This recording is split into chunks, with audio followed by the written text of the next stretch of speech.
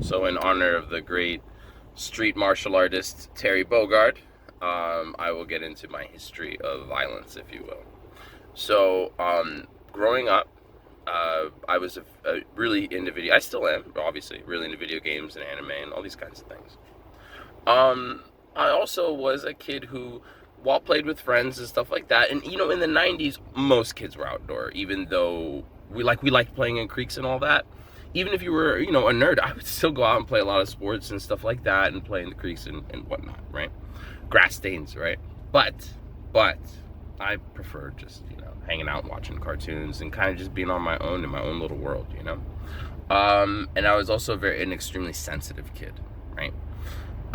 Meaning that I empathized very well with animals and people and all these types of things. I believed in those rules. Kids had these kind of rules, like oh, he hit me first, so you can I'm gonna beat him up because you can't do that. Or if somebody is mean for no reason, you know what I mean, like kids kind of had their own little rules there. So I believed in those as well.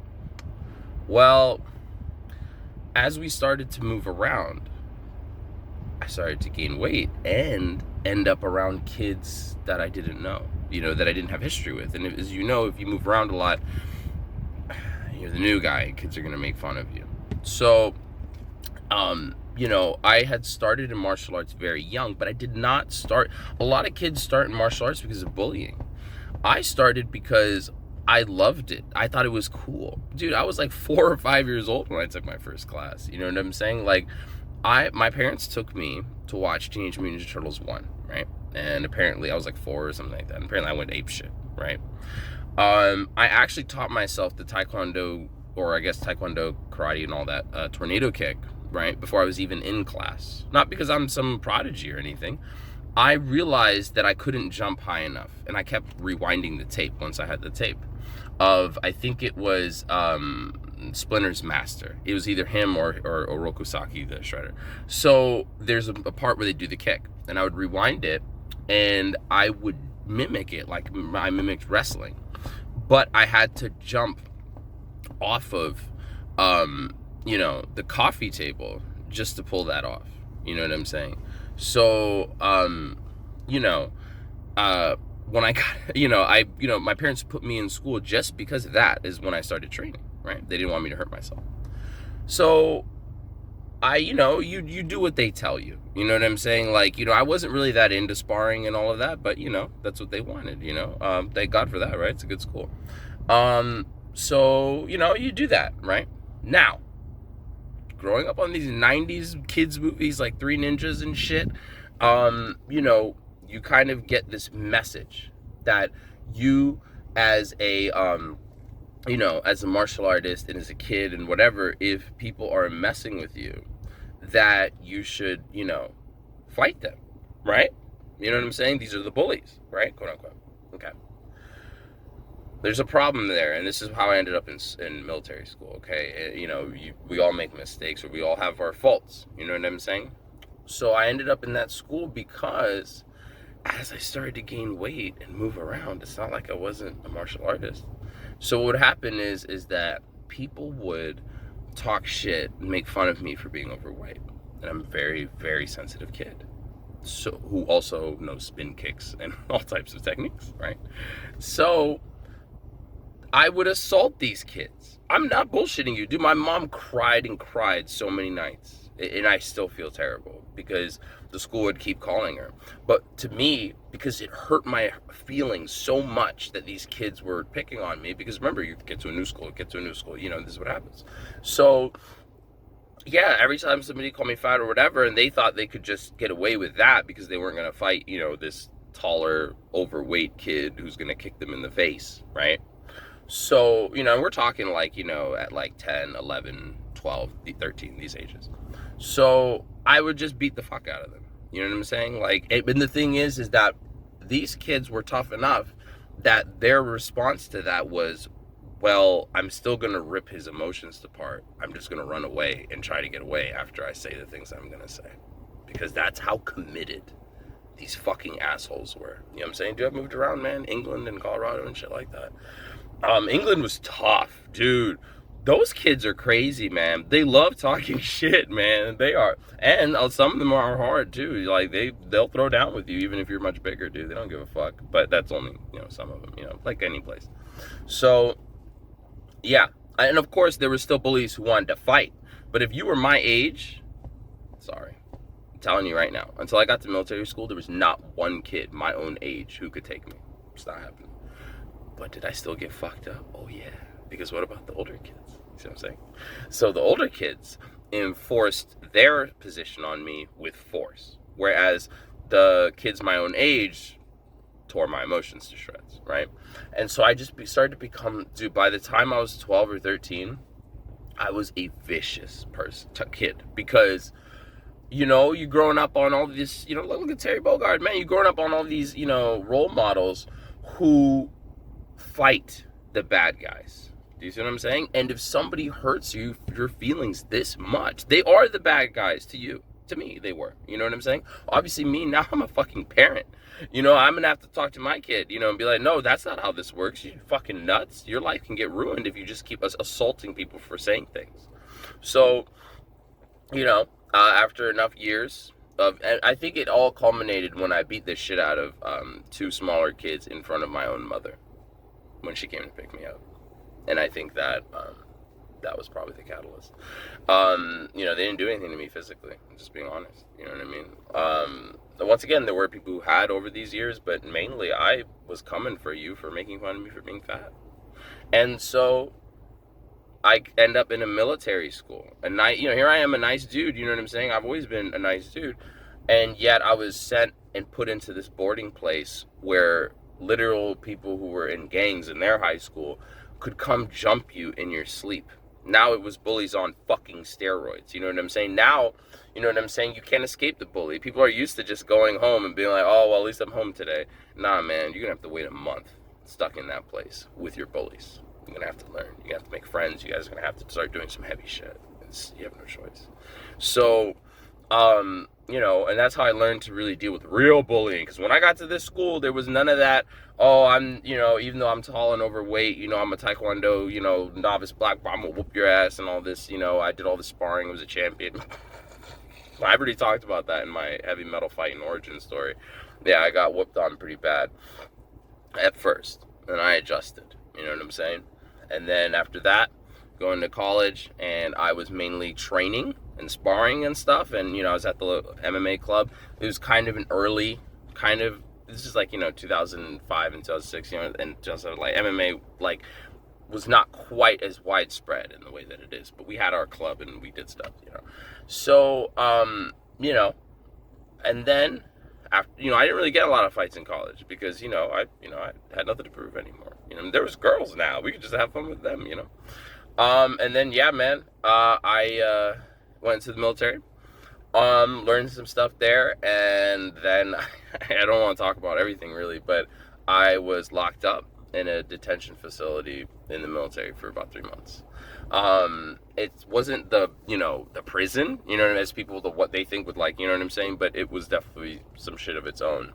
And once again, there was a lot of, there was guys who were, in gangs, like Crips and stuff like that. Now they're Marines, you know what I'm saying, and it's... people are getting jumped in their sleep again. Dude, for me, it was like that boarding school I went to, but just on steroids. Oh, man. Oh, dude. I saw a guy get really hurt real bad in that lockup. It kind of woke me up to things, He got really fucked up. They put him in the hospital and shit. And he had gotten out of the prison, so he thought that he was real hard. And then he came to be with us before they took him, home or whatever. Yeah, he got really fucked up. Anyways, so... after that, my life is kind of messed up a little bit. Started working in movie rental so I could hide from the world because I have no interest in being involved with all the dumb shit out there. The movie rental dies. And me being a martial artist who's involved with, shady characters and stuff like that, a girl was like, hey, I'm a dancer now and we could use a martial artist who's really nice to people and stuff to help out. And I was like, okay, fine. Start working in strip clubs and shit. Then went over to, and I'm also, like I said, kind of involved in some shadiness. So There's violence around, and, me protecting people in a way, like, going with guys, to meets and, to handle, big deals and, cross state lines. Hey, that was a long time ago, so please leave me alone. You know what I'm saying? But like, some white knuckle shit, man. But not really a lot of fighting, right? So my experience is decent, but like, in that world of like gangsters and stuff like that, bro, you're not just fucking throwing hands all the time, or any type of violent situation that you get into. It's something to learn from. You think about it for a while. You plan shit if you do something, or you hope you can plan it. Like, people, like, for instance, I knew a guy who saw somebody who owed our, I guess, collective, some money, and decided not to pay or whatever. So, he just crept up on him at the bar, because he had noticed him at the bar. He smashed a bottle on his head and dipped out. So what is there to learn from there? You know what I'm saying? Like, in terms of this isn't sparring. Sparring is extremely important for this reason, because the real violent situations are so fast and so crazy that you can learn from them after the fact, right? You can think about it and analyze it, and then maybe you can plan better in the future. But your body, right? This is why there's a lot of dudes out there who are fat who will murder you in like 3 seconds. Like, you try something, and before you know it, you have a knife in your neck and you're dead, right? But that's not, but they weren't receiving physical training from the violence that they did, right? They just know what to do and they're good at it. But if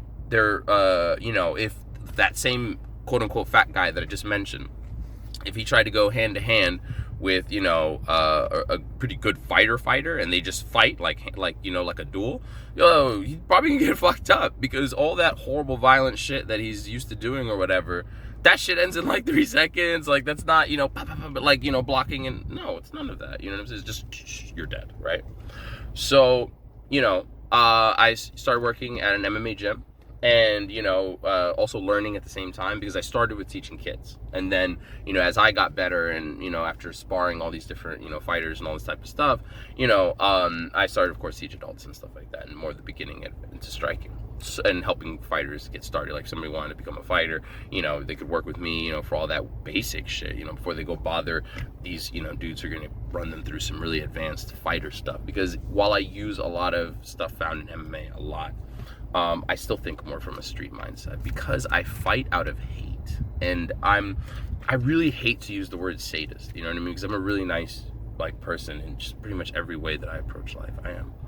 But there is just a part of me that developed over the years where, if I see a guy who is ruthless and he's not in control of his ruthlessness, he doesn't use it in the way that we have agreed to use in terms of men of violence. If he's just an asshole and wants to put people down and hurt people who can't fight back and all that types of stuff, as far as he's concerned, I am a sadist. And I'll take my time, and I'm going to enjoy what I fucking do to him. You know what I mean? So there is that part of me. Do you see what I'm saying? And because of that, for me, I don't like fighting people that I have respect for. I used to. When I was in high school, I loved fighting my friends. But as time went on and things got more serious, no, I'm not into that. I will spar as hard as I can, because I do want to see where the holes are. I want to stay sharp. I need that experience. You know what I mean? Like, there's a very important, you need opponents to resist you, and an MMA gym is a great place to do it, because they have great control. They'll put the hurt on you, and so you'll get the real resistance that you need in the pressure testing, but they have control over it. But yeah, for me, I train essentially so my body can be ready when my dark side inhabits my body. So, for instance, I do all this hard work, not for me, the guy who's talking to you right now, who loves Terry Bogard and shit. No. It's for the part of me that's going to come out when, you know what I mean, it's a certain type of guy in front of me. Do you see what I'm saying?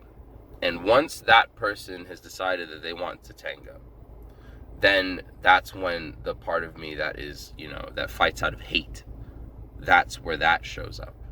And I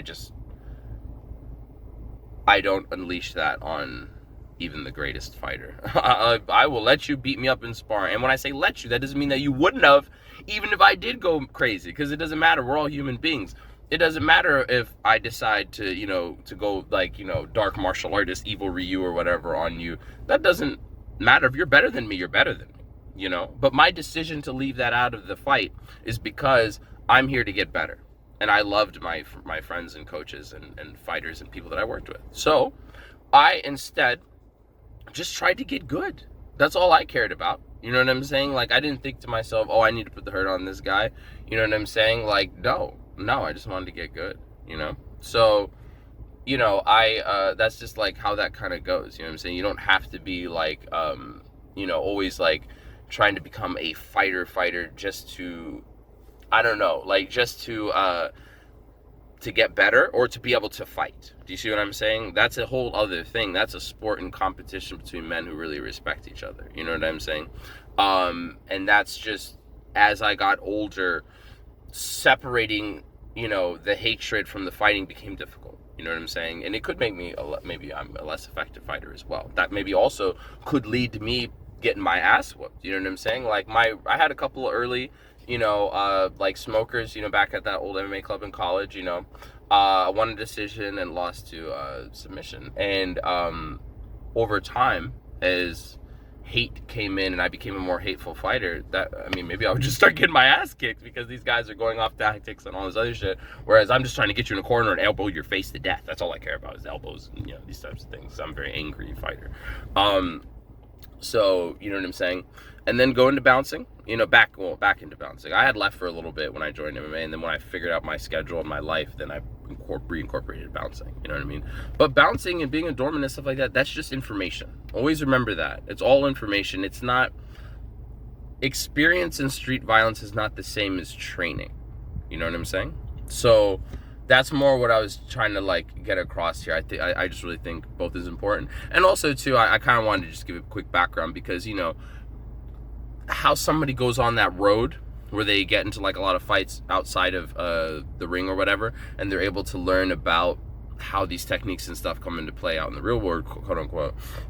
There's usually a reason for that, right? A lot of people aren't out there getting into a bunch of fights once again, which is why sparring is very important.